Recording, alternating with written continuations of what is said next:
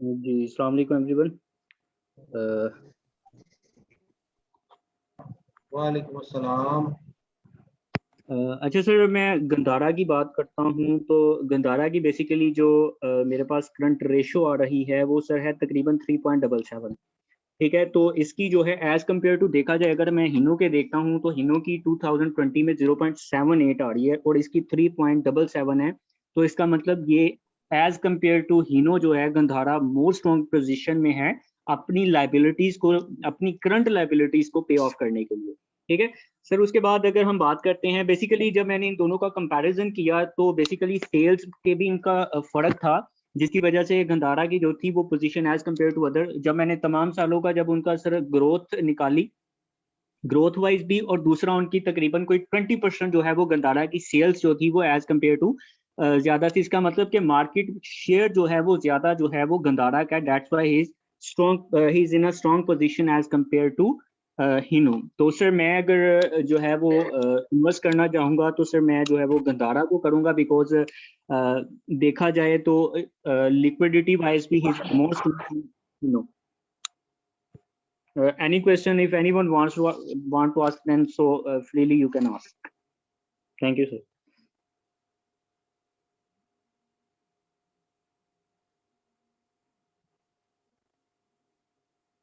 Sir उसके बाद मैं बात करता हूँ वर्किंग कैपिटल की।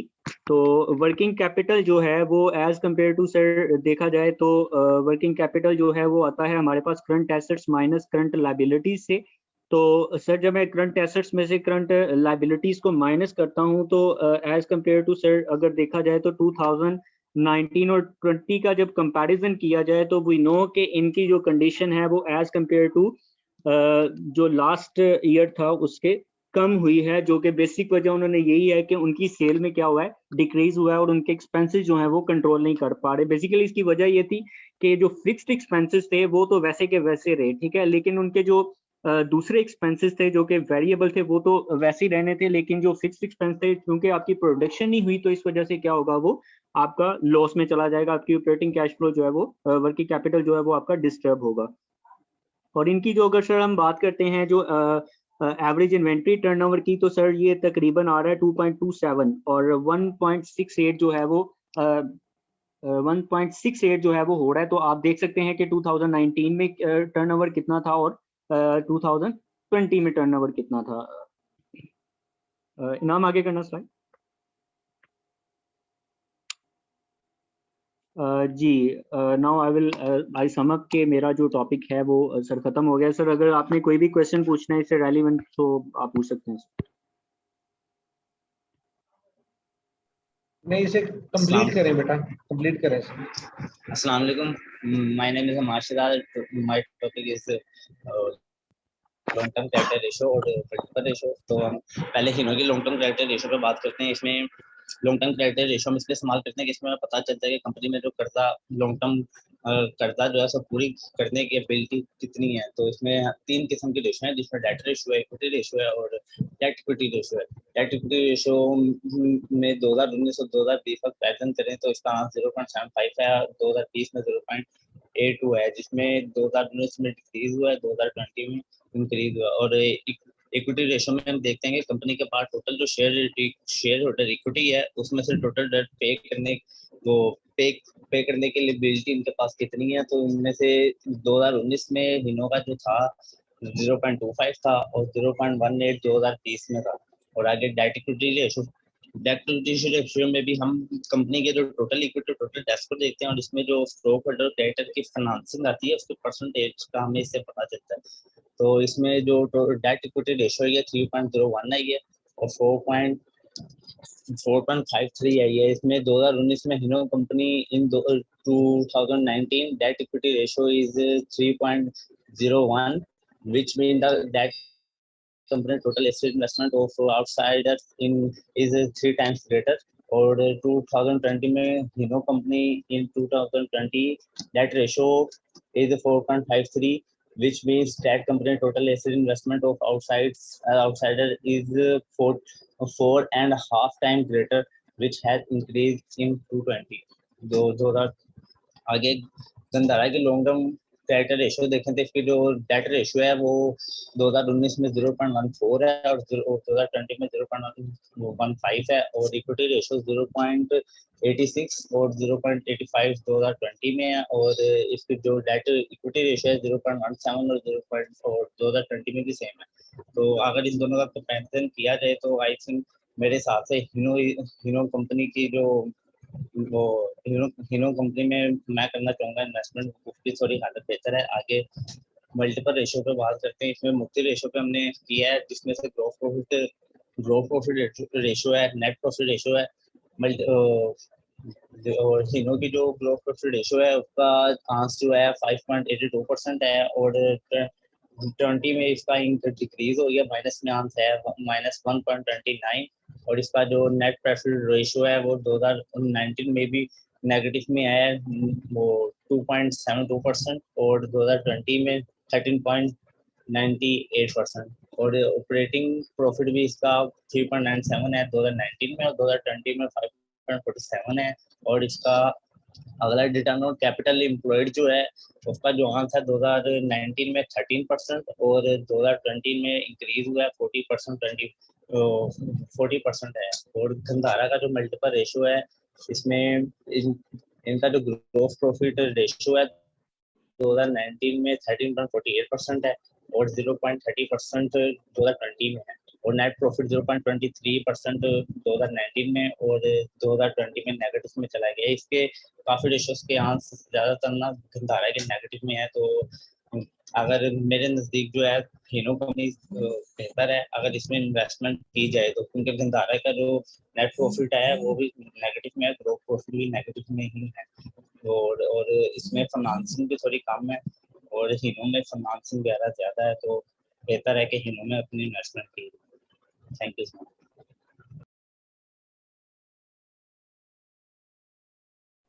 Now I will invite Ms. Mavish. Please come forward and to explain their own topic. Ms. Mavish. Assalamu alaikum, sir. My name is Mahvish Khan, and my topic is. नाम ऊपर करो जरा। Hello, आवाज आ रही है? Analysis by common stockholders and management Hino. हम दो कंपनियों को एक्सप्लेन करेंगे। इनकी फर्स्ट है गंधारा और फर्स्ट हीनो है, सेकंड गंधारा है। 2019 और 2020 का जब हम एनालिसिस करेंगे तो मैं इसमें सबसे पहले इसके अंदर काफ़ी सारे फार्मूलाज यूज़ हुए हैं। इसके अंदर फर्स्ट फार्मूला है एनालिसिस का कि return on common stock holder equity. Return on common stock holder equity है क्या? इसके फर्स्ट ऑफ ऑल डेफिनेशन मतलब है ये the proportion of a firm's net income that's is payable to the common stock holders. इसके अंदर इसका formula है net income applicable to common stock को multiply by 100 and divided by common stock holders equity, and then ये इसका sum up करके इसका answer आएगा -7%। 2020 का जो return on common stock holders हम लोग निकालेंगे -17%। देन हम लोग इसका फार्मूला यूज करेंगे, second formula earning per share of common stock. Earning per share of common stock is calculated as a company's profit divided by the outstanding shares of its company stock.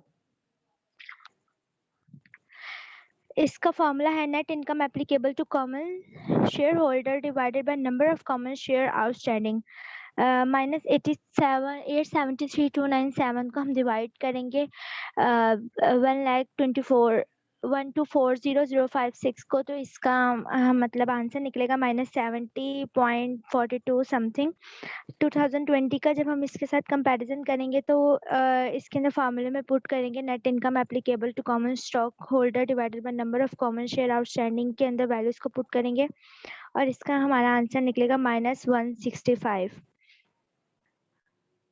Then हम लोग इसके अंदर formula third formula use करेंगे price earning ratio. Price earning ratio का formula है market price share earning share, and earning per share होता क्या है? The price earning ratio of a common share price to the company's earning per share. The ratio is used for valuing companies and to find out whether they are overvalued और अनवैल्यूड।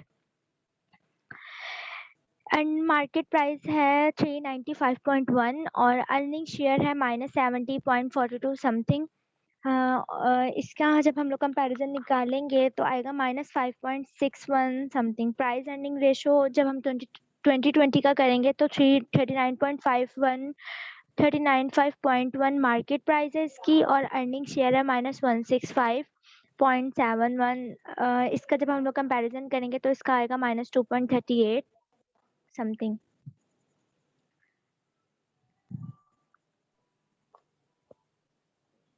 जी महविश खत्म आपका topic?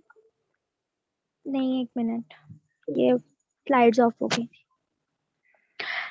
Then हम लोग इसकी profitability जब indicate करेंगे तो return on total asset में हम 2019 में देखेंगे कि इसका फॉर्मूला लगेगा operating income divided by total asset multiply by 100। इसका जब हम लोग कंपैरिजन करेंगे 2020 के साथ तो इसका 2020 में आएगा -8.55 और 2019 में आएगा 3.51। फिर हम लोग करेंगे return on investment. Return on investment और return on cost is a ratio between net income and investment. ये इसका जब हम लोग कंपैरिजन करेंगे इसका formula operating income divided by stock holders equity plus fixed liabilities. और इसका जब हम लोग कंपैरिजन करेंगे तो 2020 में आएगा -0.07, 2019 में 0.04। रिटर्न ऑन सेल्स में हम लोग फॉर्मूला यूज करेंगे net income divided by net cell multiply by 100। इसको रिटर्न ऑन सेल्स है क्या? रिटर्न ऑन सेल्स जो है वो operating income margin operating profit है और इसका फॉर्मूला है net income divided by net cell multiply by 100। 2019 में आएगा इसका -4.56 समथिंग और 2020 में आएगा -15.57। एसेट टर्नओवर का रेशो है, रेशो का formula net cell divided by average asset.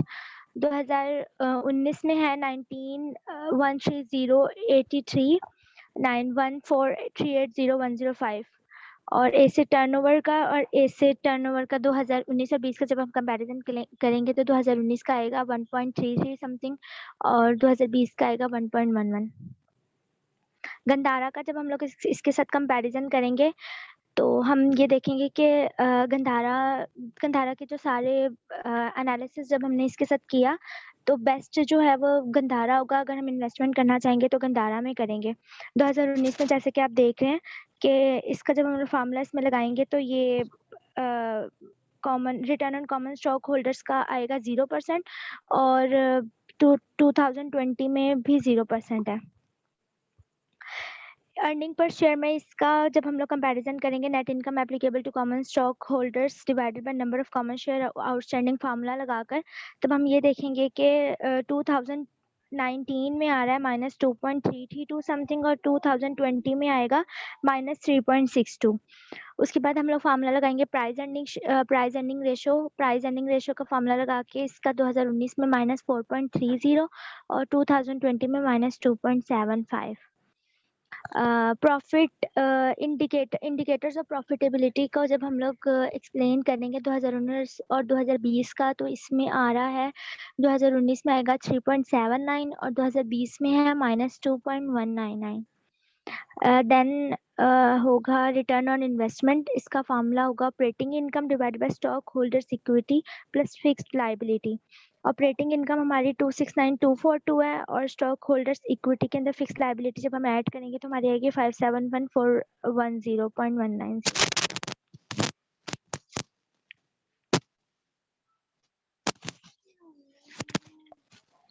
ठीक है सर, हमारी तरफ से एंड अप है। If you want any type of question sir तो आप पूछ ठीक है, सकते हैं। थैंक यू वेरी इनाम मच। हमारी करवा दो यार, इनाम यार हमारी हमारी करवा करवा देना। जी जी आप कर लें बहुत बेटा। अच्छा, थैंक यू वेरी मच, शुक्रिया आपका। दो, इनाम हमारी करवा दो। किसकी करवा दो? हाँ ये उसामा की करवा दो, उसके बाद हमारी करवा देना ना। हमारे पीक उसामा सर की पास करवा टाइम दो। गौर जी उसामा स्टार्ट करें बेटा।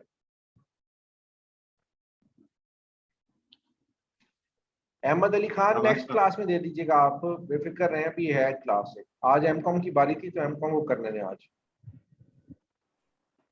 जी अस्सलाम वालेकुम सर, माय नेम इज वालेकुम अब्बास अस्सलाम, स्टार्ट करें। इनाम भाई ये ना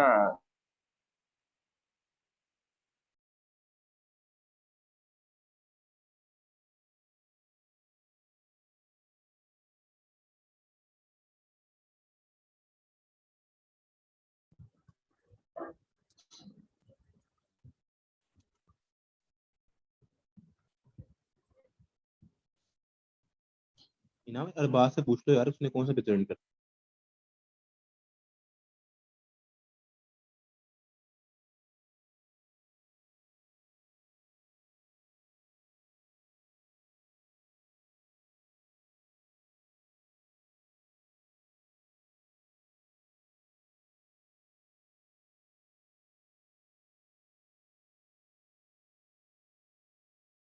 अरबाज आपकी आवाज नहीं आ रही यार।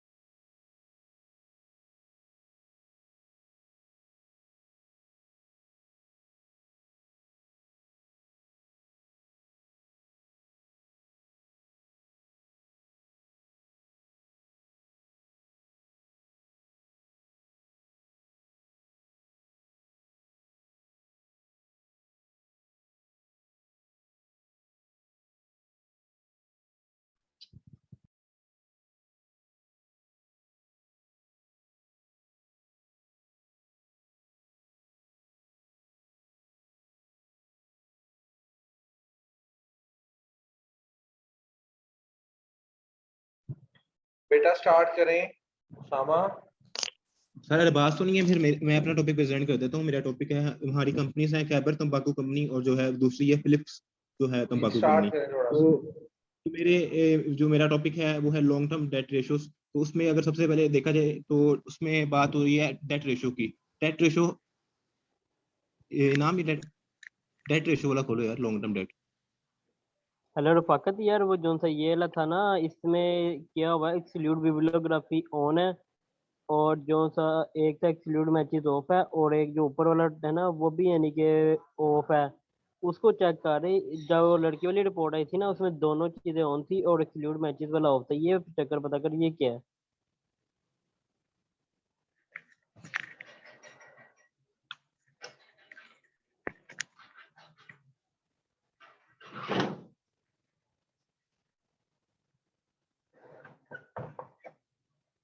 इनाम लॉन्ग टर्म डेट रेशियोज खोलो यार काइंडली।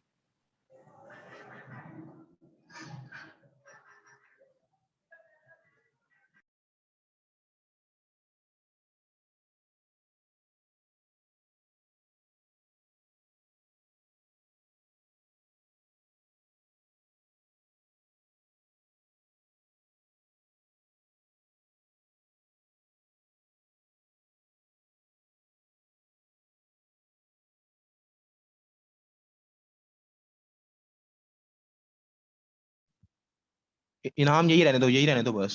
सबसे पहले जैसे कि हम देख रहे हैं डेट रेशियो का फार्मूला होता है total liability divide by total asset. तो जो हमारी कंपनी की जो टोटल लाइबिलिटी थी वो 574870 थी, और जो हमारे टोटल एसेट्स थे 1869380 थे। तो अगर इनकी रेशियोस निकाली जाए तो उसका आंसर जो आता है वो 0.31 है, जो कि कंपनी के लिए बिल्कुल भी फेवरेबल नहीं है। फेवरेबल उसी सूरत में हो सकता है कि अगर डेट रेशियो का जो आंसर है 1.2 और उससे 2 के दरमियान में आए। Coming to the equity ratios, equity ratios का फार्मूला ये होता है कि अगर टोटल स्टॉक होल्डर की इक्विटी को डिवाइड किया जाए टोटल एसेट्स के साथ तो वो इक्विटी रेशियो निकल आती है।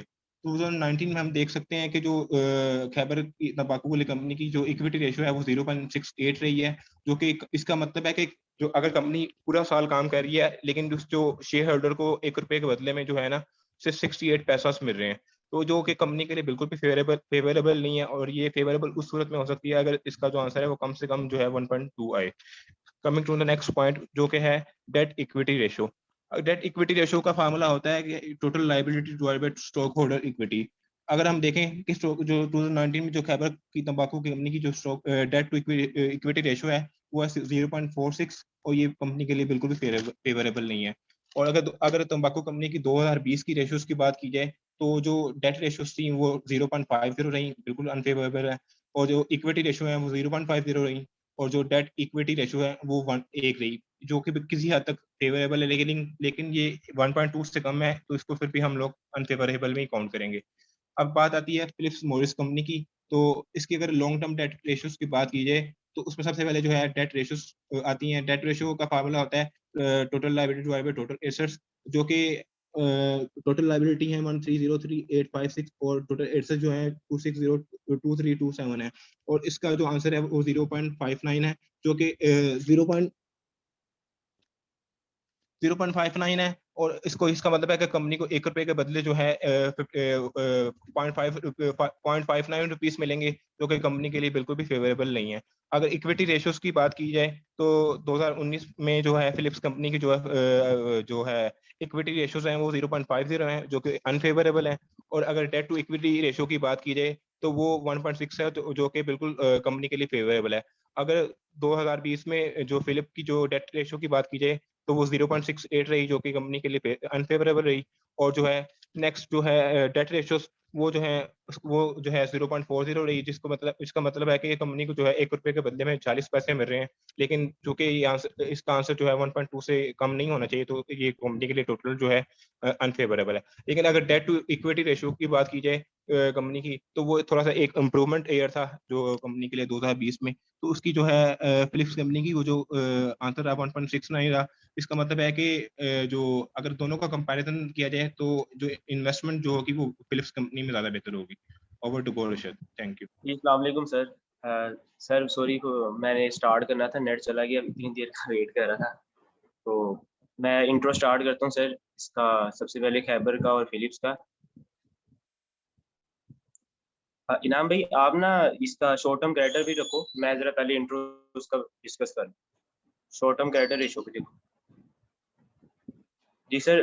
खैबर और फिलिप मॉरिस जो है ना, ये दोनों टोबैको कंपनीज हैं। खैबर का पाकिस्तान में जो रैंक है वो 9 है, और फिलिप मॉरिस का जो है ना वो रैंक है पाकिस्तान में 12। खैबर टोबैको जो है ना ये असल में डील करती है, ये आपको पता ही होगा, किसान सिगरेट जो है, और उसके बाद गोड स्ट्रीट सिगरेट जो है, ये इनकी प्रोडक्ट्स ब्रांड्स हैं। और फिलिप मॉरिस का जो है इसका एक ही ब्रांड है, इसका नाम है फिलिप सिगरेट के नाम से। अच्छा सर, मेरा टॉपिक जो है वो बेसिकली है इनकी खैबर की और फिलिप मॉरिस कंपनी की शॉर्ट टर्म क्रेडिटर रेशियो को डिस्कस करना। तो नंबर 1 जो है खैबर कंपनी की, अगर मैं डिस्कस करूँ आपके साथ, ये शॉर्ट टर्म क्रेडिट रेशियो में सबसे पहले current ratio. Sir basically current ratio जो है ना, ये एक ऐसा टूल है, ऐसा इंस्ट्रूमेंट है जो हमें बताता है कि अगर हमें नहीं, बाहर के आउटसाइडर क्रेडिटर्स को बताता है कि इस कंपनी की पोजीशन कैसी है, कि इनको लोन्स वगैरह हम दे सकते हैं कि नहीं दे सकते। उनके लिए ये एक छोटा सा इंस्ट्रूमेंट होता है जो वो ये टेस्ट करके हमारे रेशो के बारे में पता करते हैं कि आया कंपनी फेवरेबल सिचुएशन में है, कि अगर इनको लोन वगैरह दिया जाए तो ये हमें रीपे कर सकते हैं। ठीक है, इसमें सबसे पहले करंट रेशियो है, फॉर्मूला आपके सामने है, current asset divide by current liabilities. Sir ये बेसिकली करंट एसेट जो है कंपनी के 12,44,912 और करंट लाइबिलिटीज की है। जब इसको आप डिवाइड करेंगे तो आपके पास आंसर जो है ना 2.81 में आएगा। ये 2019 की इसकी खैबर की रेशियो ये 2.81 ये शो करिए कि इनके पास अगर ये बाहर से 1 रुपये का कर्जा लेते हैं, तो 1 रुपये के कर्जे के बदले इनके पास 2.8181 के एसेट्स मौजूद हैं अपनी लाइबिलिटीज को पे करने के लिए, जो कि बहुत और मतलब बहुत गुड पोजीशन में है कि ये अपनी लाइबिलिटीज वगैरह पे कर सकते हैं। और बैंकर वगैरह जो है, डिफरेंट फाइनेंशियल इंस्टीट्यूशन जो है, वो इनको लोन देने में हेजिटेट भी फील नहीं करेंगे अगर इनकी करंट रेशो 2019 की देखी जाए। इसी तरह अगर नीचे 2020 की इनकी करंट रेशो देखी जाए, तो 2020 में इनकी करंट रेशो जो है ना सर वो अनफेवरेबल रही है, मतलब कि फेवरेबल है एज कम्पेयर टू, अगर अनफेवरेबल इस सेंस में आप ले लें कि 2019 में 2.81 थी और 2020 में जो है वो गिर गई है। मतलब कि फेवरेबल सिचुएशन होती है करंट रेशियो की 2:1। हर एक लाइबिलिटी के बदले में कम से कम 2 एसेट्स के होना, ये इसकी फेवरेबल सिचुएशन है करंट रेशियो की। जबकि कुछ टोबैको कंपनी की जो है वो करंट रेशियो 1.51 आई है 2019 की बनिस्बत। इसी तरह इसी टोबैको कंपनी का अगर मैं एनालिसिस करूँ 2019 और 20 के साथ, तो मैं एनालिसिस में ये कह सकता हूँ कि 19 में इनकी रेशो अच्छी थी, 2.81 थी। और गिरने की एक रीज़न सबसे बड़ी ये है कि सर इनके करंट एसेट में जो इन्वेंट्रीज वगैरह का इशू है, क्योंकि इन्वेंट्री वगैरह का इशू ये है कि इनका कोरोना के डेज थे, तो इस वजह से। फिर उसके बाद है क्विक रेशो इनकी। अच्छा, क्विक रेशो जो है ये भी एक किस्म का क्रेडिटर के पॉइंट ऑफ व्यू से अगर देखा जाए तो क्विक रेशो जो है ना, ये समझ लें कि हमें कि अगर हम जो है अपने स्टॉक और प्रीपेड एक्सपेंसेस को लेस करते हैं तो हम कितनी क्विकली जो है लोन रीपे कर सकते हैं, ये उसके बारे में है। तो ये आपके सामने 2019 में इसकी वैल्यू थी 1.42 और उसके बाद 2020 में जो थी इसकी वैल्यू थी 0.55। एज कम्पेयर टू देखा जाए 2020 में टोबैको कंपनी की परफॉर्मेंस इतनी अच्छी नहीं रही। दोनों रेशो जो है, क्विक करंट रेशो और क्विक रेशो, दोनों ही जो है वो अपनी वर्स्ट सिचुएशन दिखाई है। इसके बाद अब फिलिप मॉरिस की तरफ आ जाएं, तो फिलिप मॉरिस की जो करंट रेशो है सर, ये इनका अपना कंपैरिजन में इसकी भी रेशो 2019 में फेवरेबल थी, 2 मतलब 2 से एक्सीड की थी, और उसके बाद 2020 में 1.82 रही है। जिस तरह खैबर टोबैको कंपनी की रेशो गिरी है, इसी तरह इसी फिलिप मॉरिस की भी जो रेशो जो है ना वो 2020 में जाके नीचे हुई है, लूज हो गई।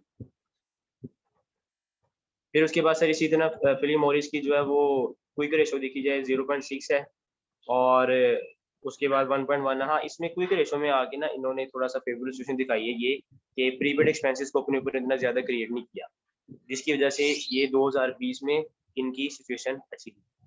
उसके बाद वर्किंग कैपिटल पे आ जाए, नाम भी वर्किंग कैपिटल को ओपन करना।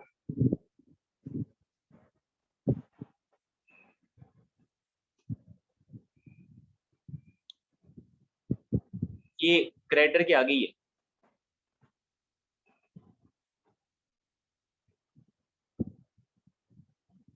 जी ये सर वर्किंग कैपिटल में नेट वर्किंग कैपिटल का सबसे पहले फॉर्मूला होता है current assets minus current liabilities. Working capital में आप ये कह सकते हैं कि अगर इसका थोड़ा सा मीनिंग लिया जाए, वही वर्किंग कैपिटल का मतलब ये होता है कि हमारे एसेट्स में से लायबिलिटीज माइनस भी कर दी जाए तो रिमेनिंग कितने एसेट्स जो है वो बिजनेस में रिटेन कर रहे हैं, जिनसे हमारा बिजनेस समझ लें कि वर्किंग में है।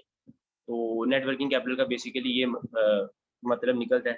तो कंपनी के करंट एसेट 2019 में और 2019 में करंट एसेट जो थे और करंट लायबिलिटीज माइनस करके 8,13,000 नहीं 8,08,01351 जो है वो उसका नेटवर्किंग कैपिटल जो अभी बिजनेस में रिटेन कर रहा है। इसी तरह अगर इसके कंपैरिजन में फिलिप मॉरिस का देखा जाए, उसकी नेटवर्किंग कैपिटल अच्छी रेशो जो है वो अच्छी है, ठीक है। फिर उसके बाद इन्वेंट्री टर्नओवर रेशो, इसी तरह खैबर कंपनी की इन्वेंट्री टर्नओवर रेशो जो है कि इनका पूरे साल में जो स्टॉक बिकता था वो पूरे साल में 1.32, मतलब कि इनका पूरे साल में जो स्टॉक जो है ना वो कम से कम 1.5 दफा बिकता है। और इसी तरह अगर फिलिप मॉरिस की बात की जाए तो इनका भी 1.5 थी पूरे साल में स्टॉक जो है। और उसके बाद ये 20 की इसकी नेटवर्किंग कैपिटल है। 20 की नेटवर्किंग कैपिटल इनकी एज कम्पेयर टू 2019 वो थोड़ी सी कम है, क्योंकि इनकी रेशो भी जो थी करंट रेशो क्विक रेशो वो भी अच्छी नहीं आई थी, ठीक है। इसी तरह फिलिप मॉरिस की भी पिछले साल की तरह इस साल 2020 में भी अच्छी नहीं है, क्योंकि इनकी दोनों ही ratio current ratio quick ratio जो है ना वो भी ठीक नहीं आई थी। टाइम थोड़ा रह गया, इसलिए मैं अपने नेक्स्ट ग्रुप जो है गोवर आप डिस्कस करेंगे। अस्सलाम वालेकुम सर। मैं जहाँ से अरबाज ने कुछ किया वहाँ से मैं स्टार्ट करता हूँ। बेसिकली मैं खैबर टोबैको और फिलिप मॉरिस का हॉरिजॉन्टल एनालिसिस प्रेजेंट करूँगा। सो इनाम हॉरिजॉन्टल एनालिसिस चलेगा ना?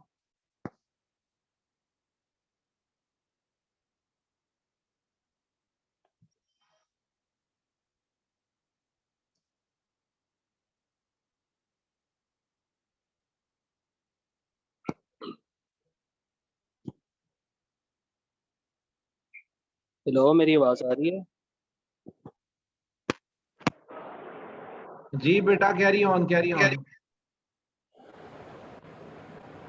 इनाम हॉरिजॉन्टल एनालिसिस पे लेके जाना। ये खैबर का फिलिप के साथ ही है।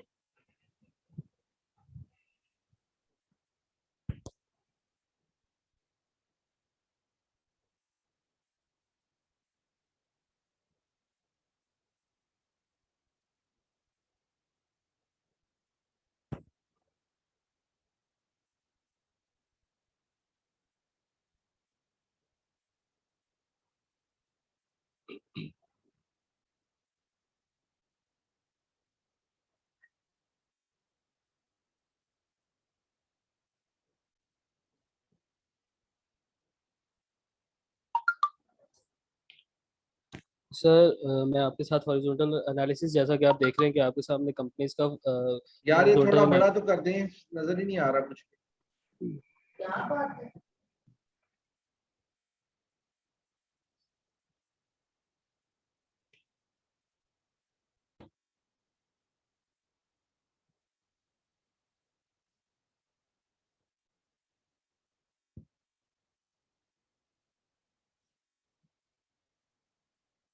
तो सर सबसे पहले मैं आपको बताता हूँ कि हॉरिजॉन्टल एनालिसिस बेसिकली क्या होता है। ये कंपनी की फाइनेंशियल स्टेटमेंट होती है जो कि हम मल्टीपल पीरियड्स के लिए देखते हैं।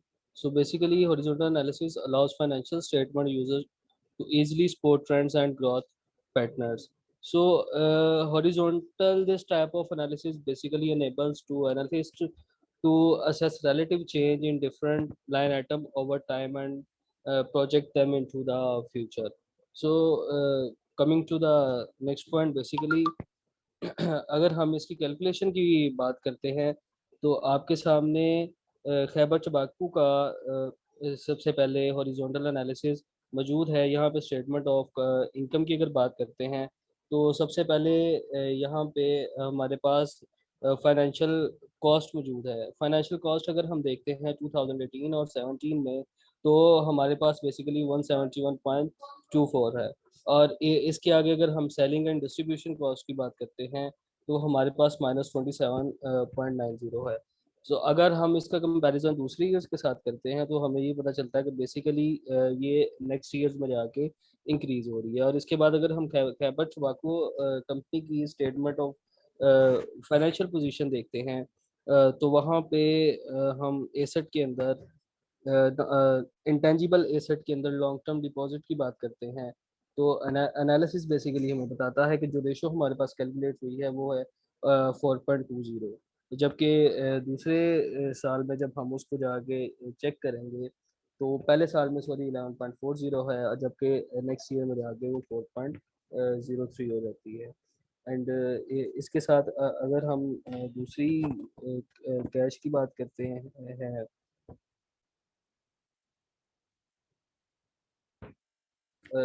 फिलिप दूसरी कंपनी जो फिलिप्स और हॉरिजॉन्टल का एनालिसिस है, अगर हम उसकी तरफ चलते हैं तो बेसिकली ये यहाँ पे अगर हम बात करते हैं इंटेंजिबल एसेट की तो यहाँ पे जो साल 2018 और 17 की रेशो है वो -2.77 है। ठीक है, जबकि वही रेशो साल 2018 और 19 के अंदर जाके -6.176 हो जाती है। ठीक है, जो कि इसमें डिक्रीज आता है। और फिलिप टोबैको कंपनी की अगर हम स्टेटमेंट ऑफ इनकम की बात करते हैं तो वहाँ पे हम देख सकते हैं कि इनकी जो सेल है वो बेसिकली 2018 17 20 के मुकाबले में कम हो रही है। और अगर हम इसका हॉरिजॉन्टल एनालिसिस चेक करते हैं, इसकी selling and distribution cost check करते हैं तो वो भी बेसिकली कम हो रही है। So I have done my part, invite for the next review. ठीक है नाम भाई, नेक्स्ट ग्रुप वाला देख लो। हाँ इनाम, ये हमारी स्लाइड शेयर कर दें।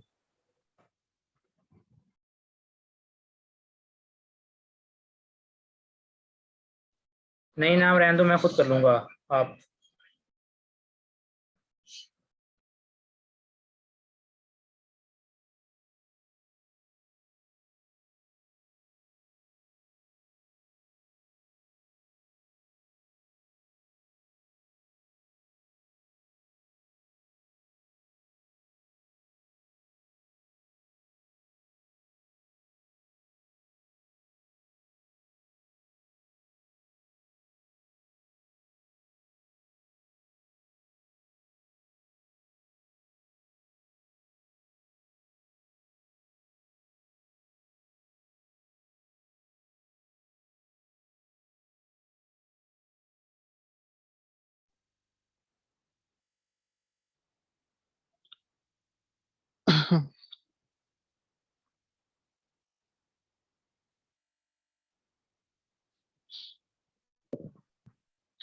अस्सलाम वालेकुम एवरीवन।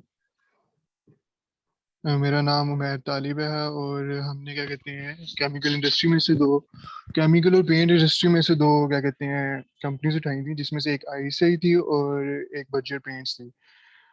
और हमने इनके क्या कहते हैं फाइनेंश यार ये ज़रा शेयर करी वो वाली रुपीज़ मेथड वाली।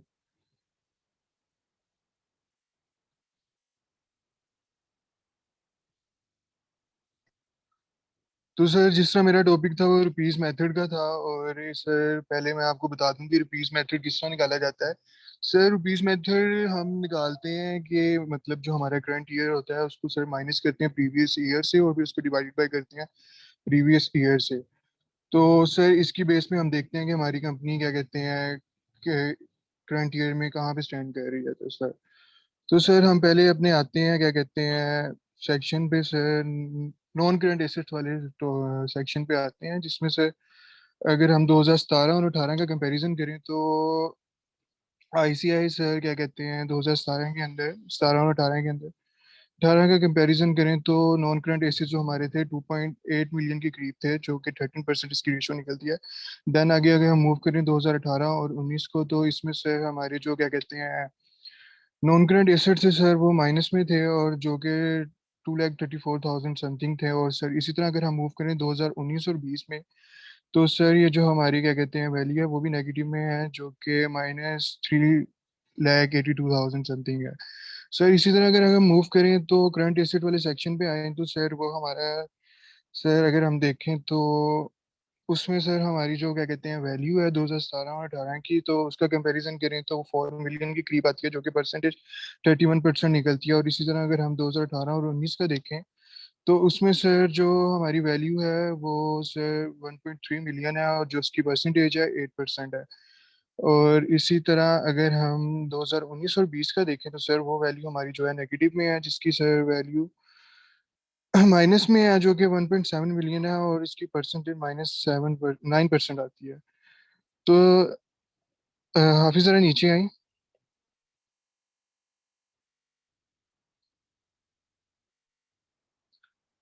ये टोटल लाइबिलिटीज वाले से जरा नीचे आई।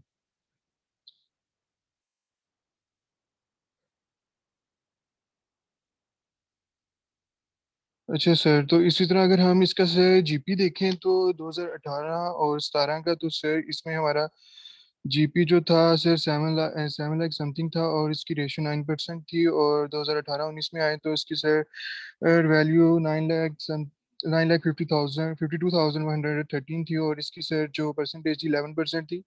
और इसी तरह अगर इसका कंपैरिजन हम 2019 और 20 का करें तो सर इसमें ये हमारा ये क्या कहते हैं सर 1 मिलियन के करीब थी, जिसकी क्या कहते हैं परसेंटेज 11% थी। और इसी तरह अगर हम हाफिज टाइम बहुत कम रह गया, क्लास का सेशन ओवर हो गया। इंशाल्लाह नेक्स्ट क्लास में आपको देखेंगे बाकी प्रेजेंटेशन। तो लेट मी सी,